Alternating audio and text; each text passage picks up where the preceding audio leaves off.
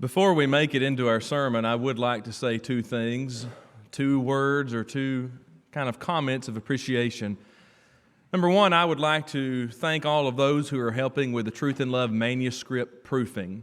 That is a very large project, and if you don't know what that is, it's for our Truth and Love lectureship in the book, and what we have to do is we have to proof 17 manuscripts, 3 different occasions. And that takes a lot of time, and there have been a number of folks, I'm not going to list all of you because this year more people have come out and said they'd help than ever before. But we've had a number of people who have made that a joy this year, who've made that much easier this year, and I wanted to thank you this morning and really express my appreciation to you. And I know there's a few more of manuscripts out there, but we're almost to the end of that process, so thank you for that. But number two, I wanted to really say a word of appreciation about our gospel meeting that we just had here at East Hill, especially to all of the members here at East Hill of how you supported this meeting. We had good attendance through this meeting. Matter of fact, Monday night, we had more on Monday night than, if I have this correct, in the last 4 years we've had on a Monday or a Tuesday night. So that was very good. I was glad to see that, and I know that was a good meeting, but there's still more that can be done about that meeting. You can give out those DVDs of those meetings. You can help others get to those meeting videos online. There's still more you can do with that. And of course, what you can do is you can be assured that, as we were taught in that meeting, that God truly cares for every one of us. So I wanted to say those words of appreciation because sometimes we need to be appreciated. We need to be thanked. And there are a lot of people here that need to be thanked this morning.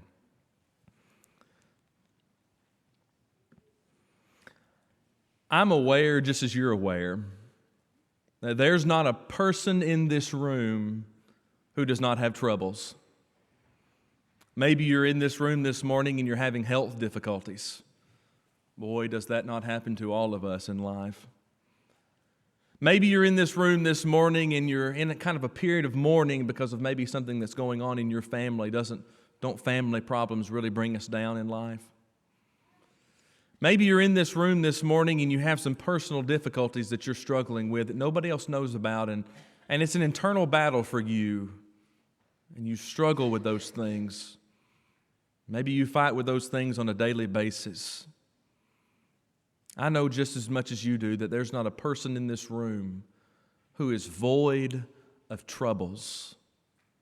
And what I want us to do for just a period of a few moments this morning in our Tough Issues series is to talk about one that's a little bit different, and we'll try to answer at the end while we're talking about this, but I had a real hard time titling, and this is what I finally came up with: Attitudes and Life. Attitudes in life. And what we're going to do is we end today, we'll ask this question: why was this a part of our Tough Issues series? And we'll answer that at the end. I don't want to give that away, but just hang in there. We will get to why this is there. But I know every person in this room deals with different things, and it varies based on our ages, isn't it? You know, when you're younger, what's your number one issue, and it's the number one thing you don't want to do, and you've got to do it Monday through Friday? You don't want to go to school. You ever heard that phrase? I don't want to go to school. You ever said that? Adults specifically, have you ever said that as being a younger child? You know, every one of us deals with things that we don't want to have to do. You know, every age deals with different things, and they're all things that we deal with. Maybe even as adults, there are things that we step back and say, you know, I don't want to do that. We all deal with things, and we deal with things differently. And here's something that's kind of a leveling factor for every one of us, if I can hit the right button there. Here's one of the things that is a leveling factor for every one of us. We're all fighting time. And we don't like to think about this, and I don't like to think about this, and I know you don't like to think about this. But time is getting shorter, isn't it?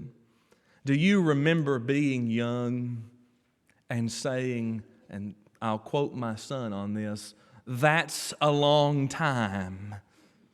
We were driving from the house to the church building yesterday. How long is it going to be? About 5 minutes, son. That's a long time from the back seat. Don't you remember when 5 minutes was just a long time? And now doesn't 5 minutes seem like it's so short? You see, every one of us is facing time, and time ramps up on us, but there's something else that we're facing in regards to time. We don't all have the time that we'd like to have. Listen to Psalm 90, verse 10, just the first part of it for just a moment. The days of our years are 60 years and 10. Life, time is numbered. Now listen to the rest of the verse. If by reason of strength they be 80 years, yet is their strength and labor of sorrow, for it is soon cut off, and we fly away. There's not a person in this room this morning that's not battling or facing time. And here's something that I don't like as much as you don't like. We're all facing time differently. I don't know how long I'm going to live.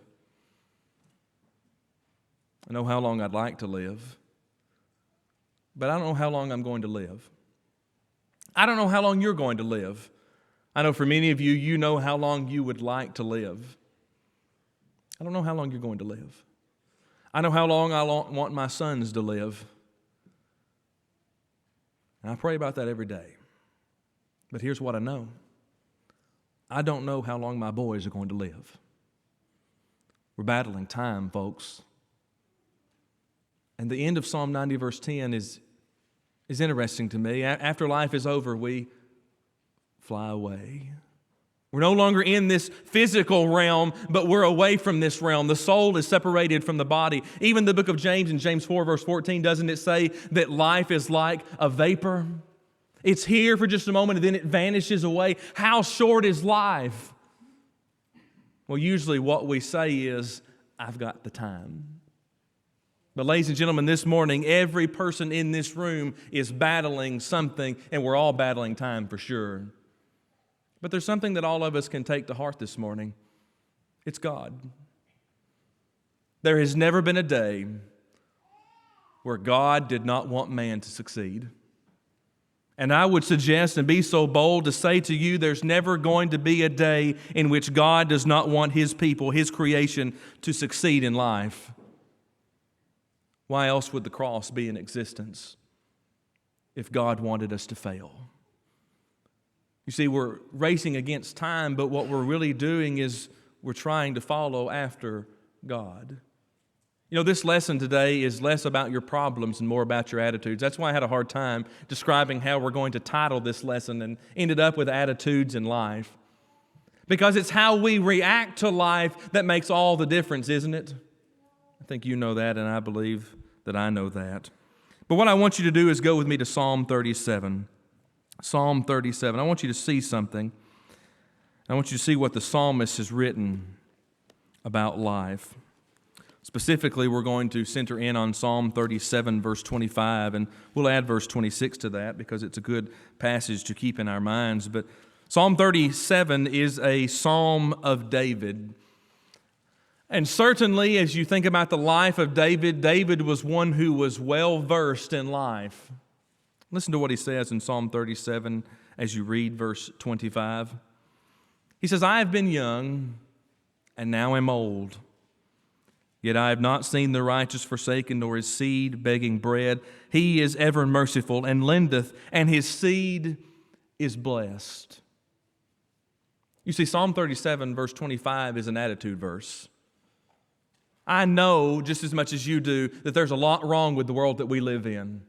Not because God created it wrong, not because God allowed it to be wrong, but because we are a people who many times do not follow after God. And I know there are a lot of tragedies in our world. As much as they are abroad, they are local, aren't they? Psalm 37:25 is an attitude verse. I love David here. I have been young. Pause with me for just a minute. For some of you in this room this morning, you are now young. I put myself in that bracket still. For some of us this morning, or for some of you this morning, you stand or you sit in this room, and as that verse is read, you say to yourself, I once was young too. But David says something, I've been young and now am old. But notice what he says next in Psalm 37:25. Yet I have not seen the righteous forsaken. David was willing to open up his eyes and recognize what truly existed in life. His attitude was different because David was one who trusted in God. You see, we really can't afford to have a negative attitude on life, can we? You see, when you think about God the Father, There's no reason to have a negative attitude toward life. He's considered and described as the planner of all the things that we know. We think about God the Son. John 1:14 calls him the Word. Think about Jesus Christ. And when we think of Jesus Christ, we have no reason to sorrow, do we? Because He went to the cross. When we think about the Spirit of God, the Holy Spirit, when we think about the Word that was inspired of the Spirit of God, we have no reason to fear, do we? Because in all three, the Father, the Son, and the Spirit, there's hope, isn't there? We're created in their image after their likeness. We are spiritual. We are not like the rest of this world. We're not temporary. Now, we've not always been eternal, but we always be in eternity.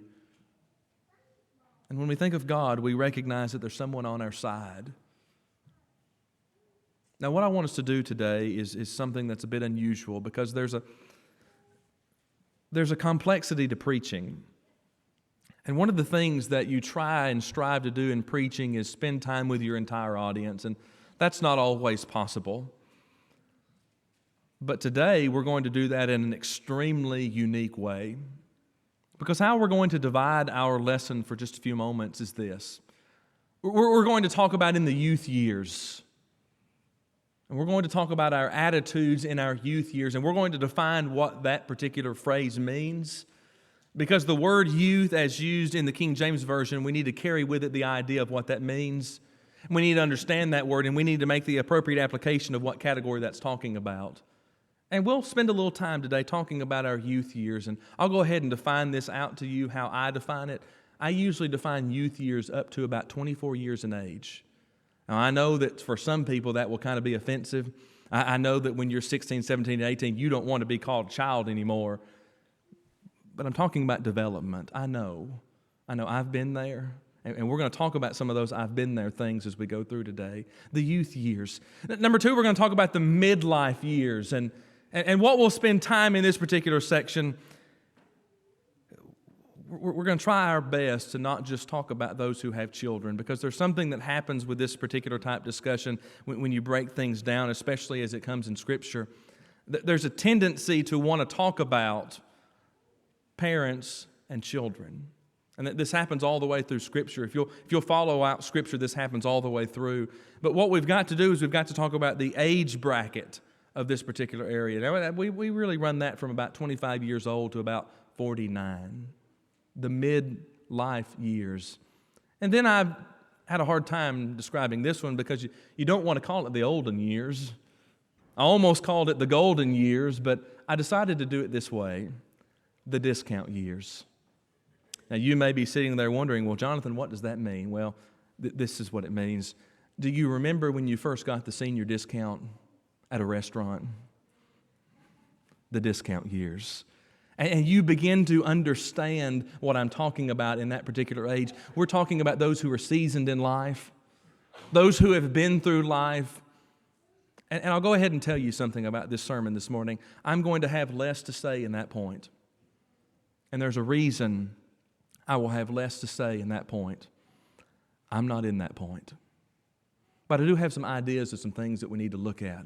Now, what we'll also do as we go through these three different areas, we're going to have a section that we have entitled the age application. And what we're going to try to do is figure out how the other brackets in this particular sermon can help the other ages that are being described as we go through. I preached a similar sermon to this, what I believe to be about 6-8 months ago, but it could have been a year and a half ago, I'm not really sure, out of Titus chapter 2. But I find this to be something that's interesting because we struggle with this. So let's start off talking about the youth years. Now, as you look inside of the King James Version and you search the word youth, you just search the English word youth, you will find that word being used 70 different times in Scripture. Now, 65 of those times are going to be used in the Old Testament. And for time's sake today, we're not going to look at all 65 of those. But 5 different occasions, you will find this word youth used in the New Testament. And we're going to, at least to a degree, overview those 5 areas and kind of get an idea of what this English word youth is being used. And then we're going to make the appropriate application of the age bracket that we're really talking about. Now, let's go and look at these particular things. You'll find the word youth used, and it's talking about the rich young man in Matthew chapter 19:20. Mark chapter 10, verse 20, and Luke chapter 18, verse 21. And this young man is talking to Jesus, and he tells him, "From a youth I have kept all of these things." There's the word youth used there in Matthew, Mark, and Luke.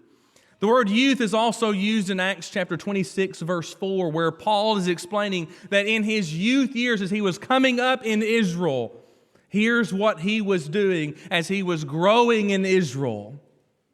And then you'll find the word youth, especially in the English, in all of these, but you'll find the word youth in 1 Timothy 4:12, where Paul is writing to Timothy, and he's telling Timothy, and I always call him young Timothy, he's telling Timothy, "Let no man despise thy youth, but be thou an example of the believers." You see, the word youth is being used there. And what we usually like to do, and this is on us, what we usually like to do is make that word youth apply to a different bracket than it really doesn't apply. These 5 different occasions in the New Testament, Matthew, Mark, and Luke, and Acts and 1 Timothy, are all the same word. And it's not a word that means children. It's not a word that means, as we would use it in the English, a young person. Or let me just give it this way so we kind of get the idea. We would say it this way, those in the youth group. That's not this word. It's actually Strong's 5305, if I have that number correct. It's a word that means youthful, but it's also applied to a man who is growing to be older. Did you hear the way I described that? It's talking about a man who's growing to be older. Timothy in 1 Timothy chapter 4, conservative estimates puts him at about 28 years old to 33 years old. The rich man, as we talked about in Matthew, Mark, and Luke, he was a rich man at the time. He was young at the time. He was saying, "From when I was young, I've kept it all the way till now." He wasn't a young man being rich, a youth, as we would say. So what we want to do is get the essence of the group that we're talking about, and this really helps us in Ephesians chapter 6. Go there with me. Now, what we've got to do today is something that's interesting. Do you remember being a younger man or a younger lady? And boy, didn't you just despise it when somebody called you a child? I'm talking about you remember being a teenager and someone called you a child. Boy, didn't that just run all over you? It ran over all of us. But what I want you to see is something that's happening in Ephesians chapter 6. And what I want you to notice is the very first word in Ephesians 6, verse 1. And just notice it with me. It's real simple. It's a word I've already said. Children. These are the people that we're talking about in the youth years. Those who are still developing toward adulthood. Now, many people have a variety of different ways to describe adulthood. Some people say that when you turn 18, you are an adult. Some people say that when you turn 21, you are an adult. I say that's very fluid, isn't it? Some 21-year-olds are very, very old in their thinking, don't you know what I mean? And some 21-year-olds are very young in their thinking. But what we're talking about is those who have matured to an age of adulthood. That's these being described here in this particular phrase. Especially when we look back in what's happening in the New Testament days. It reads this way, "Children, obey your parents in the Lord, for this is right." Now pause with me for a second. Before we talk about the youth years, I want to say something about children. And I think we've all recognized this, but when do you stop being a child? When do you stop being a child?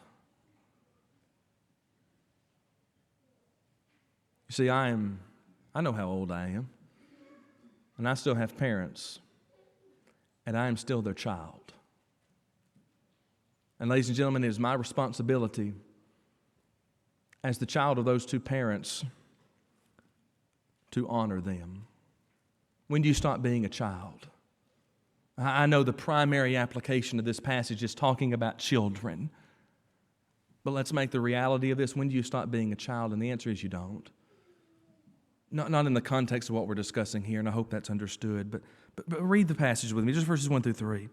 "Children, Obey your parents in the Lord, for this is right. Honor thy father and mother, which is the first commandment with promise, that it may be well with thee and thou mayest live long on the earth. I've always found this particular phrase really interesting because what he's telling these young people is he's telling them to pay attention to what your parents say so that you can live to be old. Do you see what he's saying in verse 3? Pay attention to what your parents are teaching you so you can live to be old. That tells me something as a parent, doesn't it tell you? That tells me something as an adult, doesn't it tell you? And that's why we've got to be careful today, because we're not just talking about parents, we're talking about adults, children, and young people. And we'll talk about what we mean by young people in just a moment. But every one of us is an example to young children, aren't we? Now, I know that there's somebody in here who's 16 who keeps saying, "Quit calling me a child." I'm not trying to do that today. But what we've got to recognize is parents' responsibility is to teach us how to be old. And there's a lot to be said about that. But the key to the youth years is not money. You remember being 16? What did you want? You wanted that first car, didn't you? Have that first car, what did you need? You needed a job because you needed money. Then as you grew, you started to recognize there are other things you want to do, and that requires money. See, sometimes as young people, we're blinded by what we think we want or what we think we need. I'll tell you what the key to the youth years truly is. It's honoring our parents. Now here becomes the question that we've got to ask in what we call our age application. How can the midlifers and how can the discounters help the youth years? How do we do that? Well, look at Ephesians chapter 6, verse 4, and it will give us the idea. And I want to make a broad application of this passage. Ephesians chapter 6, verse 4, "And ye fathers, provoke not your children to wrath, but bring them up in the nurture and the admonition of the Lord." I want to focus in on the last part of that verse, the nurture and the admonition of the Lord. How can the midlifers, if we go back to our question, how can the midlifers and the discounters help the youth years? How can we help our young people to succeed in this life? Well, I would suggest to you that if we're going to bring up young people in the nurture and the admonition of the Lord, we've got to be people who live in the nurture and the admonition of the Lord. Here's an easy way to describe what I'm trying to illustrate to us this morning, but do you live the Christian life every day? And do you know that little eyes are watching you? Those of you that have children, I know you'll understand this. And those of you that do not have children, I know you'll understand this as well because you see it, especially in places like this in public. But there's not a day that goes by where little eyes are not watching you. What are we showing our young folks? What are we showing them when we're out in the world? You see, this is an easy place to be good, isn't it? It's real easy here. It's easy for our children to be good here. It's easy for us to be good here. I'm not talking about here. Even though we could make that application this morning, how do our children see us in worship? And I'm not talking about us as parents, but how do our children see every one of us in worship? Do they see us being distracted in worship? Now, I'll tell you, it's easy to be distracted in worship. I understand that. Do they see us being distracted in worship? Do they see us being disengaged in worship? You see, little eyes are always watching you and me. How can we help them? We've got to be people who live in the nurture and the admonition of the Lord ourselves. We've got the younger years. We've got the midlife years. And this is really the section of time, or the section of this sermon that I want to spend the most of our time. Because yes, I know that we understand that we've got to be examples for those who are considered youth. The word there in Ephesians chapter 6, verse 1, children, those who are not educated enough, have the thought process enough to make decisions about life. But I want to spend a predominant amount of our time in this midlife section because isn't it the section that most people desire to be in? You know, when you're a child, do you remember wanting to be older? And when you're older, don't you want to be younger? we're gravitating toward this middle section because what happens in life is we feel invincible, but remember, time is against us. We don't know how long life is going to be. But I do want to spend a predominant amount of our time today inside of this particular area to help us understand two principles. Number one, the midlife years group, and this is something that we'll talk about at the end, how we can make that age application. I believe there's two different things that need to take place. Number one, you've got to honor your commitment. Now, this is true of every one of us. This can be made true of children. This can be made true of the midlife group, and this can be made true of our discount group that we'll talk about in a moment. But I think it predominantly lies here in the midlife group. You've got to make or honor your commitments. But number two, you've got to respect your elders, and we'll talk about what that means as we get to that word elder. But let's talk about honoring your commitment, and go with me to Philippians chapter 2. Philippians chapter 2. And I want you to see verses 12 through 18, and we'll just read those together, and then we'll make an emphasis inside of verse 15. Philippians 2, pick up with me in verse 12. It reads this way, "Wherefore, my beloved, as ye have always obeyed, not as in my presence only, but now much more in my absence, work out your own salvation with fear and trembling, for it is God which worketh in you, both to will and to do of His good pleasure. Do all things without murmuring and disputings, that ye may be blameless and harmless, the sons of God without rebuke, in the midst of a crooked and perverse nation, among whom ye shine as lights of the world, holding forth the word of life, that I may rejoice in the day of Christ, that I have not run in vain, neither have labored in vain. Yea, and if I be offered upon the sacrifice and service of your faith, I joy and rejoice with you all." The big question becomes, what's happening here in Philippians chapter 2, especially in verses 12 through 18? Well, it really gets seen there in verse 15, doesn't it? Because verse 15 tells us that we've got to be a people who honor our commitment. And ladies and gentlemen, our commitment is to Christ.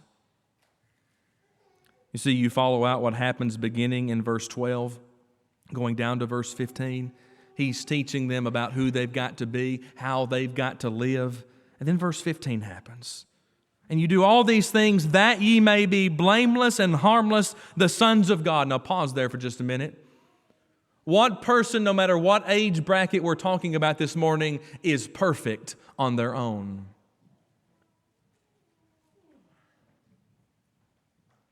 I'll go ahead and tell you who's not perfect on his own. And it has to start with me. You see, on our own, we're not perfect. On our own, we make poor decisions, don't we? On our own, we usually follow the ways of the world, don't we? That's what he's telling them in verses 12 through 14. You've got to live like you're supposed to. You've got to live as you should. But verse 15 tells you why, that you may be blameless and harmless, the sons of God without rebuke. Why? In the midst of a crooked and perverse nation, among whom ye shine as lights in the world. I do not believe that only the midlife age can be the lights of the world. But I do believe that those in the midlife age are in the world more than anybody else. You see, children are not among the world in that sense. Also, this passage is not talking about children. We don't send our children into volatile situations to be the light of the world because they're not ready to handle that. But those who are grown into maturity, though they're not perfect on their own, should be lights of the world. In the midst of a crooked and perverse nation, in the midst of the world is what he's saying. And what you've got to do in every age bracket of life, this is true, but it's crucial for the midlife years, is you've got to honor your commitment. And here's what I mean by that. Do other people know that you're a Christian? Do the people you work with, do they know that you're a Christian? Do the people that you associate with, do they know that you're a child of God? You see, there's a big difference in a Sunday morning worshiper and a child of God. Now, I don't say that to be ill or mean-hearted or trying to make somebody get aggravated, but there is a big difference, isn't there? It's real easy to sit right here and be a Christian, isn't it? This is our easiest time of the week. How hard is it when everybody else at work wants to go to the bar and they offer you an invite? How hard is it when everybody that you associate with is wanting you to go do something that you know is sinful? How hard is it to abstain from that? And the answer is it's difficult. But you've got to honor your commitment to Christ. And He tells us why, and He tells us how. We shine as lights in the world. Well, how do I have that light? I have to put the Word of God in my life. I've got to put the light of the world in my life, which is Jesus Christ. I've got to honor my commitment. But number two, I want you to go with me to 1 Timothy chapter 5. In the midlife years, just as much as should be of the youth years, and if you haven't noticed already, all of these points really build on each other. What's happening in the midlife years has to happen in the youth years as well. And what's happening in the discount years will have to happen in all of the others as well. But what you have in this particular area is a time in which we need to discuss respecting of elders. Now, in 1 Timothy 5, I want you to see what's happening here. 1 Timothy 5, this is really the entire chapter, and we're not going to study the entire chapter today, but I want you to get a few passages in the entire chapter. 1 Timothy 5, verse 1, rebuke not an elder, but entreat him as a father, and the younger men as brethren, the elder women as mothers, and the younger as sisters with all purity. Honor widows that are widows indeed. What's he saying? Those in the younger generations need to respect those in the older generations. Now, I believe that's a principle, if you'll allow me to be national for just a minute, that as a nation of people, we've lost. We've lost the principle of respecting elders. I remember 2 years ago in Singapore, I had to ask what a street sign meant. I had an idea of what it meant, but I wasn't quite sure, and I wanted somebody to tell me if I had my idea right, and I loved the idea of the street sign. It was a street sign, and I wish I had a photo of this, and if I get a chance, I'll get one. But it was a street sign, much like our yield signs, in a triangle format, and it was white and had blue lettering and blue images on it. But you could tell the image was trying to depict an older man with a cane.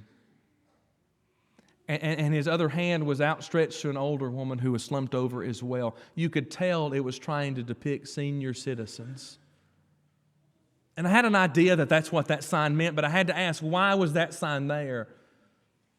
And they told me something that was just impressive. As a nation of people over there, he said, we want to respect our elders. And we want our younger children to know that when they're out playing, if they see these signs, they need to be careful because they don't want to knock an elderly person down. Boy, isn't that a difference from what we see in our country.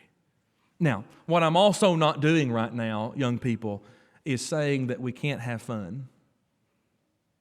I'm not saying that.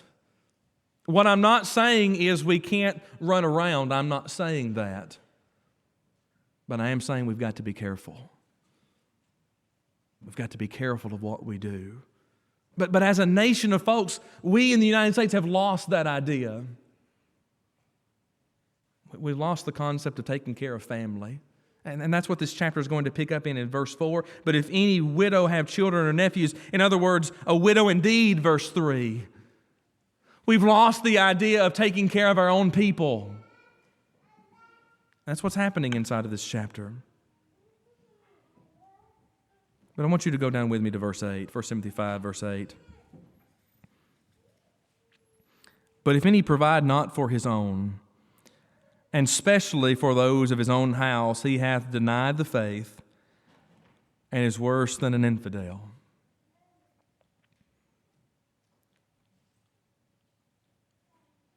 How do we take care of our own is the big question.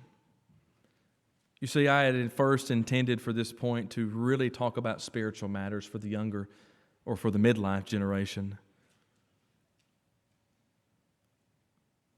I really believe the midlife generation has to keep its commitment to Christ. But I need us to see what that really means. It's not just denying self when others want us to indulge in sin. It's not just helping our families go to heaven, but it's remembering our own people. It's respecting the wishes of our family members. You see, because a lot of things fall on this midlife years generation. What are you going to do when your parents fall ill and need permanent care? Those are questions that need to be thought out in advance. What are you going to do when your parents are sick and no one's there to take care of them? I know what we would do for our children. We would move heaven and earth to take care of our children, wouldn't we? What about those that need us? And what's interesting to me is verse 8, but if any provide not for his own, and especially for those of his own house. We're not just talking about our own homes, are we? We're talking about those that are in need. And I believe that falls in this midlife group. Let's not be people who've denied the faith because we weren't willing to take care of those who were in need. Now here becomes the question, how can those in the youth years and how can those in the discounters years help those in the midlife? Well, I believe that falls into a very interesting particular scene, and it brings us back to Ephesians chapter 6, if you'll roll back there with me. Ephesians chapter 6. Remember where Ephesians 6 started with children, but go all the way down to 21 and 22. In Ephesians 6, 21 and 22. Just read that with me.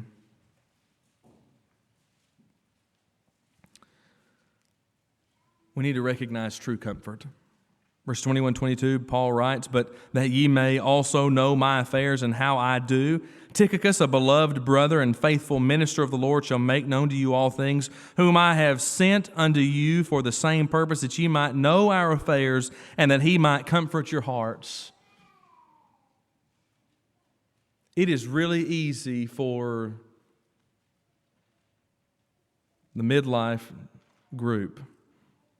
I understand that on the screen there's an error there, the discount years. That shouldn't be there for just a few minutes. This is the midlife group. I understand that it's really easy to be distracted. I understand that it's really easy for time to take us away. You ever felt like you were too busy to get everything done in the day? I know every person in this room feels that way. You ever been that way? You had so much to do, you just couldn't get it all done. Boy, I know we felt that way. But are we too busy to check on our own? That's why I chose Ephesians 6, 21, 22. Tychicus was going to come and tell them of the affairs, but what were they going to do with that information? It's this age application that has to be true for you and me. And to be a true comfort, I've got to take the information that's needed and act upon it. So you've got the youth years, you've got the midlife years, and now you've got the discount years. Now, what I want you to do is I want you to go into the Old Testament. I want you to see something. But I can go ahead and tell you. There's only one thing that I can say to this group that I hope will mean something. It's in Deuteronomy 34, where you start to see the end of an era. If you start in Deuteronomy 34, and Moses went up from the plains of Moab. Who are we talking about in Deuteronomy 34? We're talking about Moses. Now, if you take the time to study the book of Exodus, Numbers, and Deuteronomy, I know they're not books we study very often, but you will see Moses. And you will see a man of faith, a man of integrity, a man worth being like. And you'll see him in Deuteronomy 34. You see him in Deuteronomy 34 at his death. Go down to verse 5. So Moses, the servant of the Lord, died there in the land of Moab, according to the word of the Lord. Verse 1 says, and the Lord showed him all the land of Gilead unto Dan, all the land that these people were supposed to possess, that he was not going to enter. He was not perfect, but he was faithful. Now I want you to roll into Joshua chapter 1.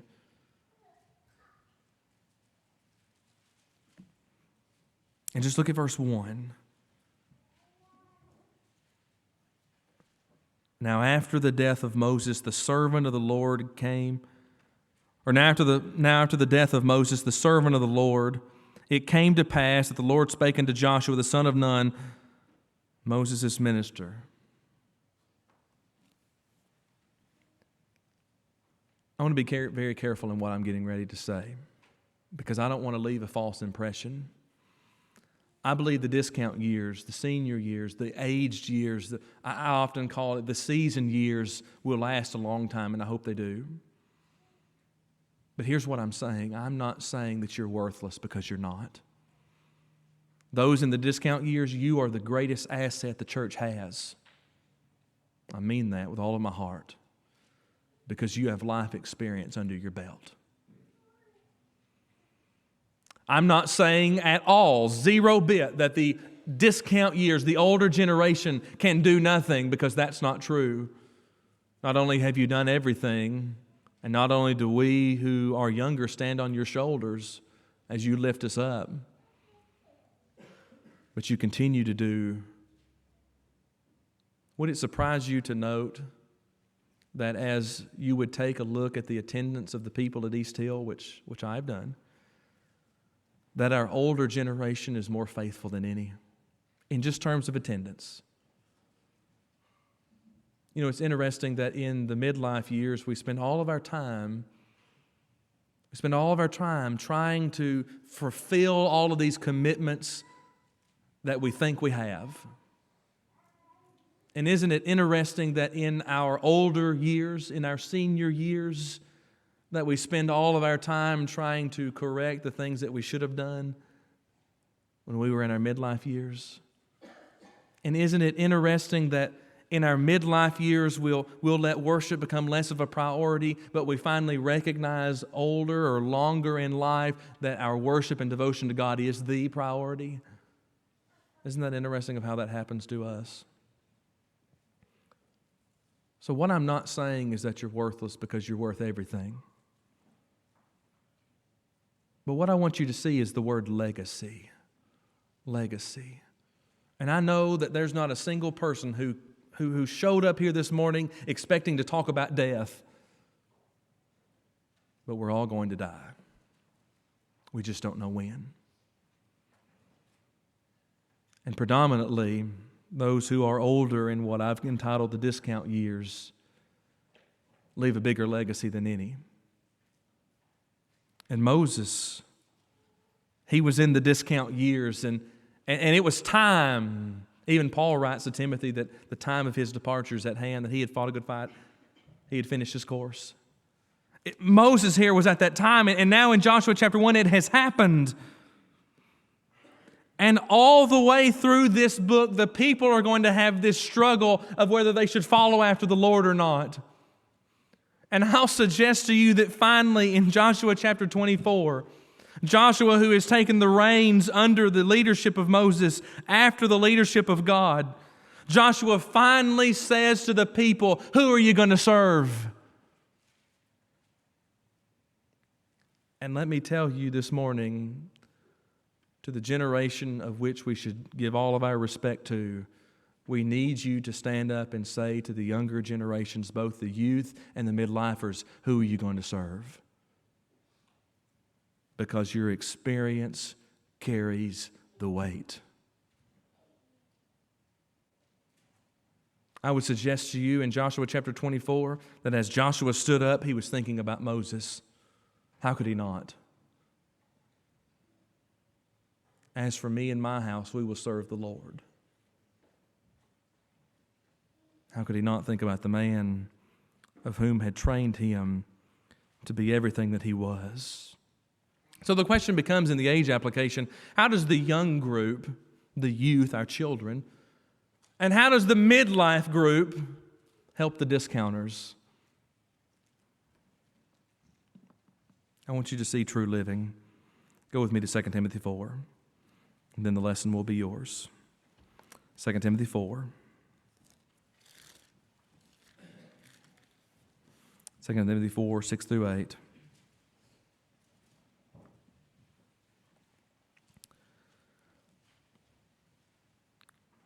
It's Paul who's writing here. Remember, to young Timothy again, it's not that long in between 1 Timothy and 2 Timothy. It's still young Timothy. It's still the midlife Timothy. And Paul writes to him and he says, verse 6, "But I am now ready to be offered, for the time of my departure is now at hand. I've fought a good fight, I've finished my course, I've kept the faith. Henceforth there is laid up for me a crown of righteousness, which the Lord, the righteous judge, shall give to me at that day. And not only to me, or not to me only, but unto all them that love his appearing." Now this is going to sound a little bit secondhand, but bear with me and it will make sense. How can the young people, the children, how can the midlifers, how can they help those in the discount years, the senior years, the seasoned years? Number one, they've got to be there for them. You ever wondered why Paul wrote to Timothy and told Timothy that he was expecting his death?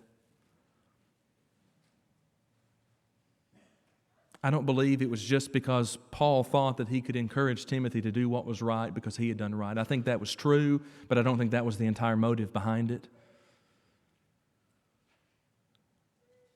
I think Paul needed a friend in his senior years. Young people, I dare you, young people, and I'm not saying this disrespect for you, but children, I encourage you to do something today and for the rest of your life. When the service is over, go hold the door. Go hold the door for someone who is worth holding the door for. Midlife group, when this service is over, you go shake the hand of a person who deserves your respect. Now, I'm not saying today that you go shake their hand because they're going to die today. That's not what I'm saying. It's the interaction that matters. There was a report written about seniors in the United States. It was published in a newspaper, and I forgot the newspaper, but they had been doing a study on the number one thing that seniors needed in their lives. Could you guess what that number one thing is? I know I'm not asking you to guess, but just guess it in your mind what that thing was. Some people guessed money, and yes, it does take money to live. Every one of us knows that. It wasn't a nice home. Yes, we all need homes to live in, but that wasn't what they all needed.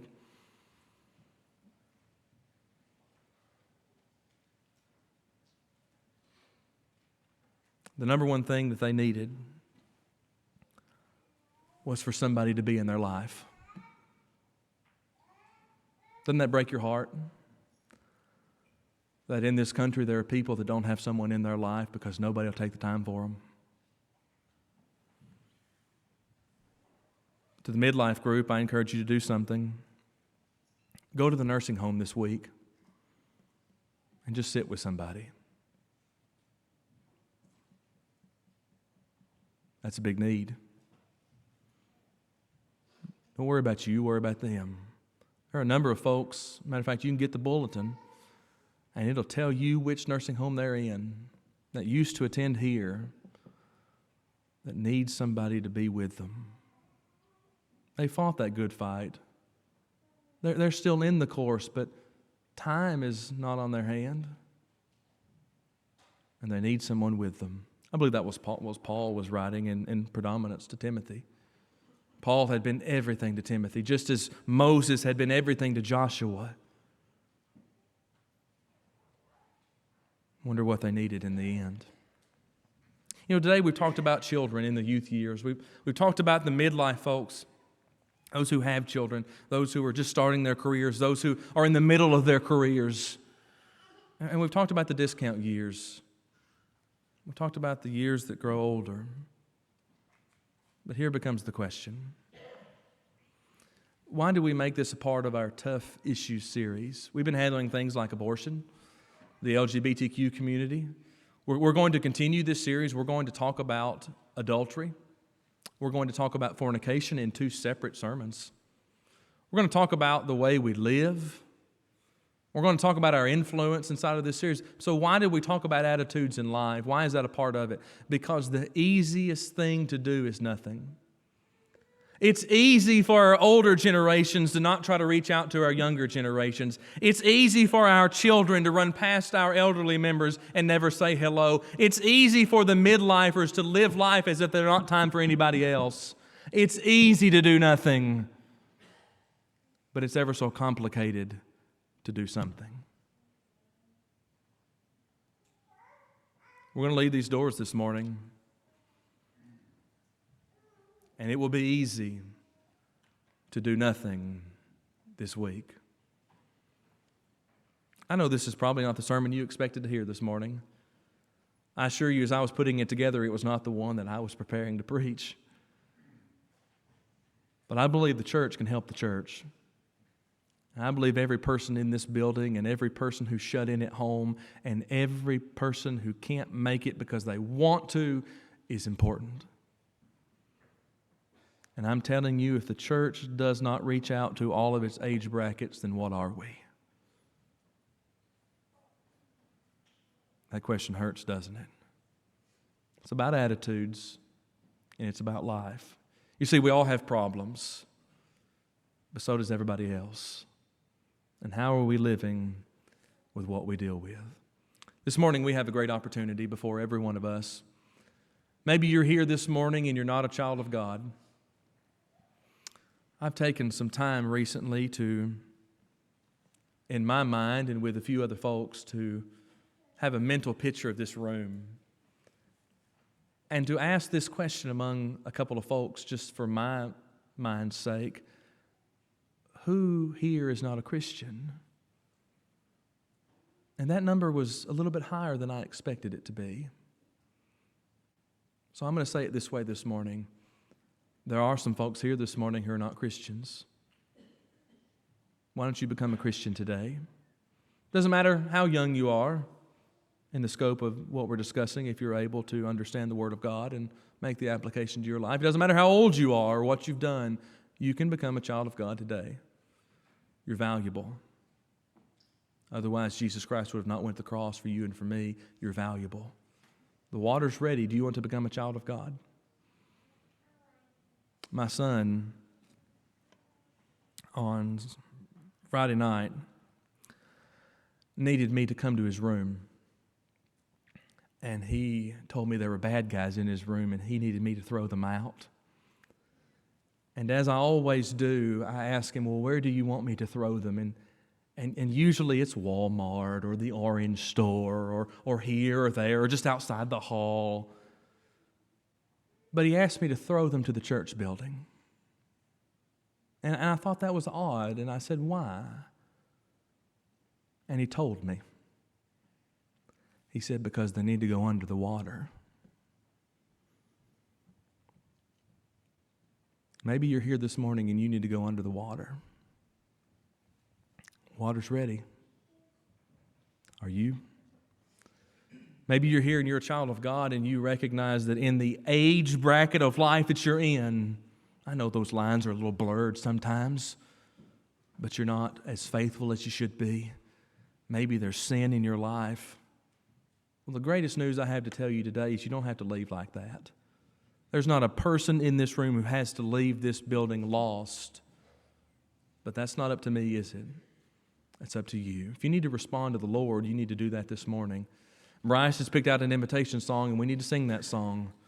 And let's determine to do everything we can for everybody that we can, no matter their age. Let's stand and sing and respond.